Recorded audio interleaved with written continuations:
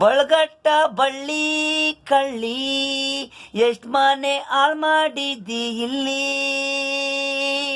ಬಳಗಟ್ಟ ಬಳ್ಳಿ ಕಳ್ಳಿ ಎಷ್ಟ್ ಮನೆ ಹಾಳ್ ಮಾಡಿದ್ದಿ ಇಲ್ಲಿ. ನೈಟ್ ಕಳ್ತನ ಮಾಡ್ತೀಯ ಅಲ್ಲಿ, ಆಳಗ್ಲಲ್ಲಿ ನಿದ್ದೆ.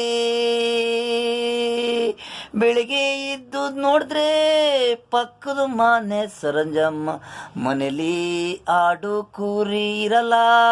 ತೋಳ ಬಂದವೆ ಅಂತಾಳೆ ಬಳ್ಳಿ.